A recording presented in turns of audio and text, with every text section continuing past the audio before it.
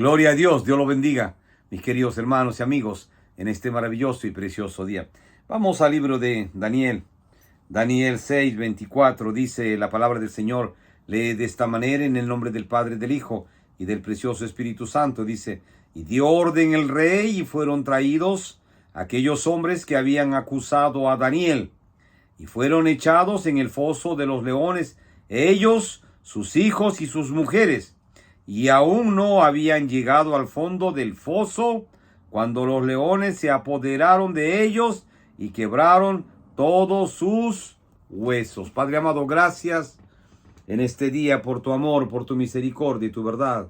Ayúdame, Padre, habla, Espíritu Santo. Toca mis labios, suelta mi lengua para la gloria y la honra de Jesús. Amén.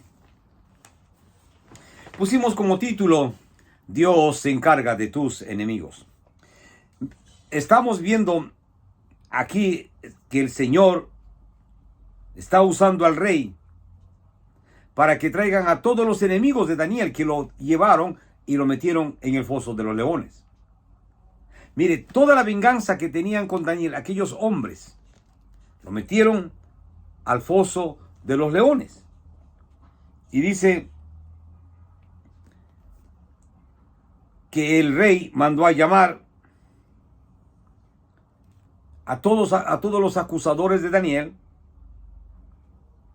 a todos sus enemigos, y el rey ordenó que los tirasen a este foso donde había estado Daniel, pero que a Daniel no le habían hecho nada a los leones, absolutamente nada. Pero dice que antes que llegaran a caer totalmente, ya los leones en ese foso habían destrozado sus huesos de aquellos enemigos de Daniel, de sus mujeres y sus hijos, y probablemente aún de sus sirvientes. Mire, Dios se encarga de vengarse de sus enemigos. Usted, mi querido hermano, hermana, si está pasando pruebas en este día, usted me dirá: hermano, pero yo estoy pasando pruebas terribles. Estoy pasando pruebas terribles, hermano. Me acusan de aquí, me acusan de allá. Aún en la misma iglesia me acusan, me persiguen. Hermano, hermana, no se preocupe. Mire, a Daniel lo tiraron al foso de los leones. Y lo acusaron y prepararon un edicto para que el rey lo firmara y todo. Y el rey firmó el edicto. Y con mucha pena lo hizo. Y ya no lo podía borrar. Y metieron a Daniel en el foso de los leones, donde la muerte era segura. En la opinión de los hombres, 100% segura, que estos leones hambrientos iban a devorar a Daniel. La alegría y el gozo de estos enemigos cuando tiraban a Daniel en el foso era terrible. Era tremendo. Y Daniel estaba confiando en su Dios solamente. Ahora, ¿de qué lo acusaban a Daniel? Usted sabe de que oraba 3 veces al día. De eso acusaban a Daniel, porque era un hombre que buscaba a Dios de día y de noche. Aún sabiendo el edicto del rey, aún sabiendo la pena para aquellos que desobedecían al rey y no adoraban a los dioses del rey, él solamente adoraba al Santo de Israel, a Jehová de los ejércitos. Y sus enemigos lo sabían y les ardían en odio contra Daniel.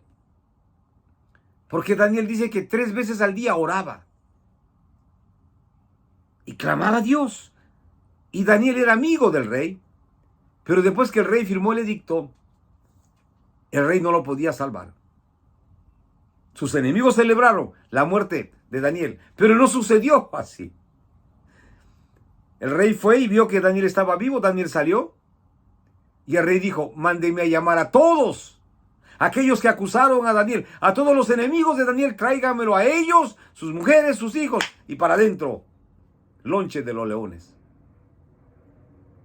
Ese es Dios. Así es que, mi querido amigo y amiga, no se preocupe por aquellos que lo persiguen. No se preocupe por aquellos que hablan mal de usted. No se preocupe por aquellos que lo calumnian, que lo juzgan, que lo sentencia. No, usted preocúpese de buscar a Dios de verdad.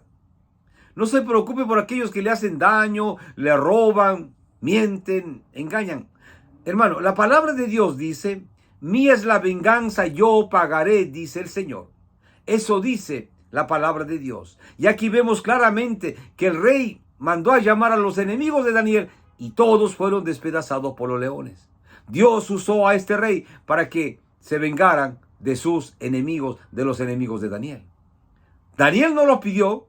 Daniel no le dijo, rey, por favor, persiga a mis enemigos. No, el mismo rey fue usado por Dios para perseguir a los enemigos de Daniel y destruirlos. Muchas veces usted ha sido perseguido y será perseguido, acusado, calumniado. Pero eche esa carga sobre Jehová. Y Él se va a encargar, mi querido hermano y hermana, de ayudarlo a usted pasar por esa prueba, por esa calumnia, por esa demanda, por lo que fuese. Y usted va a salir victoriosamente, porque usted está confiando en Dios verdaderamente. Usted está confiando en Él. No desmaye. Hay acusaciones terribles. Hay calumnias terribles, ¿verdad? Y uno a veces quisiera tomar esas acusaciones y esas venganzas con nuestras propias manos. Pero no. Deje que Dios use a quien tenga que usar para vengar los agravios que han hecho, que han dicho contra usted. Déjelo a Dios, ¿sabe? Yo he visto la mano de Dios en mi defensa muchas veces. Cuando parecía a veces imposible, he visto la mano de Dios defendiéndome. Y nos hemos quedado nosotros, como dicen, con la boca abierta, porque hemos visto la misericordia de Dios defendiéndonos cuando era imposible. Pero ahí estaba Dios defendiéndonos. Ahí estaba Él, usando a quien tenga que usar. Por eso, hermano, quizás usted está detenido injustamente en una cárcel, ¿verdad? Quizás está usted esperando un milagro de Dios. Espérelo, créalo, espérelo. Clame a Dios y Dios se va a encargar en su misericordia hacer lo que tiene que hacer para sacarlo a usted victoriosamente de ese lugar. Yo lo conté hace un tiempo atrás. Un hermano recién convertido al Señor, él muy ansioso en su primer amor, él le dijo, Señor, yo te ruego por favor, que tú me mandes a predicar el evangelio en el lugar donde nunca han predicado a nadie, donde nunca conocen del evangelio. Yo quiero llegar ahí y predicar el evangelio. Señor, por favor, úsame. Y clamaba y ayunaba. Y un día el Señor le dijo, bueno, pues ok, tú quieres eso, ¿verdad? Ahí vas a ir. El Señor le dio confirmación a él, que el Señor lo iba a llevar al lugar donde no habían ido, donde no habían escuchado la palabra del Señor. ¿Sabe? Él regresaba de la iglesia el domingo y encuentra su casa tomada por la policía. ¿Qué él dice? ¿Qué pasó? Dice, la policía de narcotráficos está aquí ahora. ¿Quién es el dueño? Yo, señor, yo. Dice, usted ha sido denunciado por un narcotraficante. Dice, no, imposible. Yo vengo de la iglesia, no ven mi Biblia y todo. No, señor, lo agarraron, lo llevaron preso. Y él dice, Señor, mira, tú sabes que estaba en tu iglesia. Yo no soy narcotraficante ni nada. Lo pusieron en una cárcel, en una cárcel muy apartada de la ciudad, donde verdaderamente en esa cárcel no habían llevado el evangelio de Jesús, nadie había predicado. Era una cárcel alejada para indígenas, para gente muy terrible. Y lo pusieron a él como un vil narcotraficante acusado de esa manera.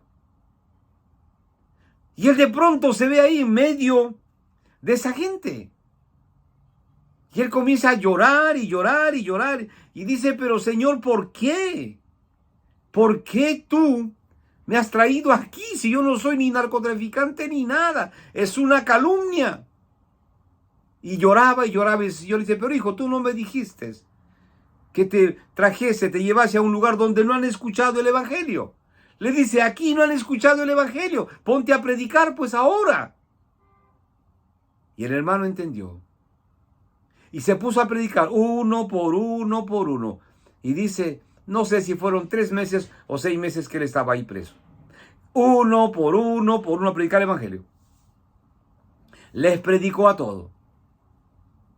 Y las citas en el juzgado nunca llegaban. Las noticias de visita nunca tenía. Él, en otras palabras, pensó, dijo, ya, mi esposa me dejó, ya todo se acabó. Pero él seguía predicando y predicando. La razón era que no permitían visitas para ese lugar, para los reos primerizos. Tenía que pasar cierto tiempo. Y finalmente le llega una cita a él. Y él va con todos sus argumentos a la cita porque tenían que trasladarlo de ese lugar a una ciudad. Y él va preparado con todos sus argumentos para con el abogado de oficio hagan la pelea, que él es inocente, que mire, que puede probarlo. El juez lo llama, dice, identifíquese, el hombre se identifica y el juez le dice, señor, discúlpenos, ha sido una equivocación, usted está libre. You release. Usted está libre, es free. Y el hombre no lo podía creer.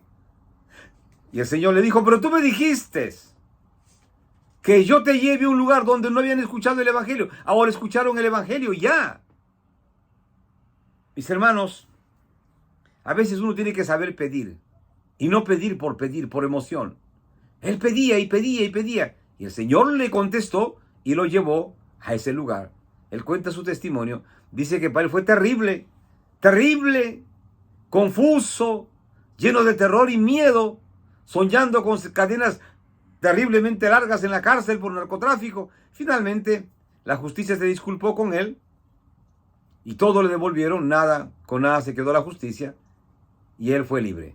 Pero pudo predicar el Evangelio en esa comunidad donde nunca habían predicado el Evangelio antes.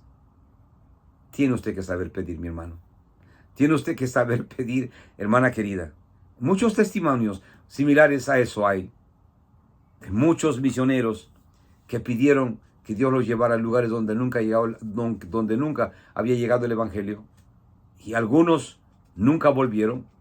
Algunos fueron casados, sus esposas murieron, especialmente los misioneros que fueron a África, a la India. Y se murieron sus hijos, se murieron sus esposas, o a veces se murieron los esposos y las viudas se quedaron con hijos. ¿Sabe? Porque ellos siempre buscaron pidieron ir a lugares donde nunca antes habían ido predicadores a llevar el Evangelio. Pida y sepa pedir. Yo no juzgo a nadie, ni puedo dar mi opinión en esa materia. Cada uno es responsable por lo que pide. Y Dios, en su misericordia, nos ayuda y nos guía cada día. Esta es una historia dura, pero el hermano pasó esa prueba y hoy sirve a Cristo. Como aquellos misioneros que fueron al África, fueron a la India y dejaron sus vidas por la causa de Cristo. Algunos nunca regresaron, algunos volvieron muy ancianos y algunos se quedaron ahí para siempre. Y algunos fueron viudos hasta 2 veces, porque las pruebas de malaria de aquellos tiempos los mataba, pues. Mis hermanos, el camino del Señor es un camino duro, pero lleno de bendición. El cristiano es probado, porque la palabra de Dios dice de prueba en prueba, de victoria en victoria. No vaya usted a pensar, usted cristiano que acaba de comenzar en los caminos del Señor, que no va a tener pruebas. Sí, va a tener pruebas, pero ¿sabe cuál es la ventaja? Que usted ahora es un hijo de Dios. Ahora usted está en las manos de Dios y Dios lo va a dirigir a usted en la manera y forma que usted debe conducirse en este mundo, como aquellos que nos antecedieron, que se fueron victoriosamente de este mundo, como Pablo, como Pedro, como tantos hombres que ya no están más en este mundo, como tantas hermanas cristianas que se fueron y se fueron verdaderamente llenos de alegría y gozo, con la hermana Kathleen Kuhlman aquí en Estados Unidos, una mujer de oración después de pasar tantas pruebas, después de ser tan rebelde con Dios, finalmente entregó su vida completamente a Dios hasta los últimos segundos de su vida. Es tremendo cuando usted mira la historia de hermanos. Incluso la hermana Kathleen Kuhlman sabía a la hora que iba a fallecer. Ella dijo, voy a irme de este mundo a la 1 de la mañana. Y dijo, y ordenó a su staff, dijo, yo quiero que en mi tumba pongan rosas. Que en mi tumba pongan rosas, en mi velorio pongan rosas. Yo sé que voy a morirme a la 1 de la mañana. Y fue así. Ella murió en Tulsa, Oklahoma, a la 1 de la mañana. Y esto es curioso y es grande. Una de las enfermeras jefa del departamento médico allá en Tulsa, Oklahoma, para llegar al hospital dice que había un gran túnel que tenía que pasar para llegar a ese departamento médico de cuidados intensivos. Pero en todo el camino que ella entró, había un olor de rosas fragante, un olor de rosas penetrante. Dice que inundaba todo ese túnel hasta el departamento de médico, de enfermería. Todo era olor a rosas, a rosas, a rosas. Y sabe que era el turno de ella. Comenzaba a las 12 de la noche. Y a la 1 de la mañana la hermana Kathleen Kuhlman se fue con el Señor en ese hospital. Y ese hospital se inundó de un aroma de puro rosas. Mire cómo Dios le dio la oportunidad a que Kathleen Kuhlman en algo pudiera decir cómo iba a ser su fin. No exactamente el día, sino la hora, y que ella quería en su velorio flores, rosas, y así fue. Todo esa área del hospital se inundó de rosas. Y lo cuenta y lo explica una mujer que no era cristiana. Los hermanos cristianos, con el dolor y la emoción de perder a la hermana Kathleen Kuhlman, no se percataron más que del olor de las rosas. Pero haciendo memoria y recuentos, después hicieron todo, recogieron toda la información, pues ella había mencionado que su partida sería a la 1 de la mañana, a más de una persona. Y a más de una persona le dijo que en su ceremonia de despedida de esta tierra, de su cuerpo, hayan rosas solamente. Qué grande es Dios, ¿verdad? Después de luchar tanto en esta vida, de pasar pruebas, aún Dios tiene cuidado más allá de la muerte. Por eso su palabra, la palabra de Dios dice, porque este Dios es Dios nuestro. Mire usted, dice, porque este Dios es Dios nuestro, eternamente y para siempre. Él nos guiará aún más allá de la muerte. Mire usted cómo Dios tiene cuidado de sus hijos aún más allá de la muerte. Mire usted cómo Dios tuvo cuidado de Daniel. Lo acusaron, lo tiraron al foso de los leones. Pero los leones no se lo comieron, no le tocaron siquiera. Porque Dios mandó un ángel que le tapara la boca. Y salió victoriosamente. El rey vio y los enemigos de Daniel también. Pero después el rey mandó a decir, tráigame todos los enemigos de Daniel, a todos. No solamente a los hombres, sino a sus mujeres también y a sus hijos. Y todos fueron tirados a ese foso de leones, donde dice que antes de caer ya estaban devorados, rotos sus huesos. Mire usted, Dios se vengó de los enemigos de Daniel. Dios, mi hermano, se va a vengar de los enemigos de usted. No se preocupe. Y cuando se vaya usted de este mundo, Dios se encargará también de usted. Porque la palabra de Dios dice, porque este Dios es Dios nuestro, eternamente y para siempre. Él nos guiará aún más allá de la muerte. Eso dice su palabra. Lo hizo con Kathleen Kuhlman. Lo ha hecho con todos sus hijos que se fueron de este mundo. Y hay tantos y tantos testimonios que no tendríamos tiempo para contarle. Pero lo que yo quiero animarle en este día, animarlo, mi hermano, mi hermana, es que en medio de las pruebas el Señor está. Y no se preocupe de sus enemigos, que Dios se va a encargar de ellos. Dios se encargó de los enemigos de Daniel. También se encargará de los enemigos de usted. Téngalo por seguro. Él no lo va a dejar. Él no lo va a abandonar. Por eso Él dice, ay de aquellos que tocan a uno de mis pequeñitos. Dice, ay de aquellos que tocan a uno de mis hijos. Terrible problema que se van a meter. Terrible problema. Porque la mano de Dios va a venir en su defensa. Hermano querido, hermana querida. Por eso, eche su carga sobre Jehová. Échela. Y Él lo va a sustentar. Y deje que el Señor se encargue de sus enemigos. Usted, encárguese de buscar a Dios, mi querido hermano y hermana. Encárguese de buscar a Dios, de glorificar y engrandecer su nombre.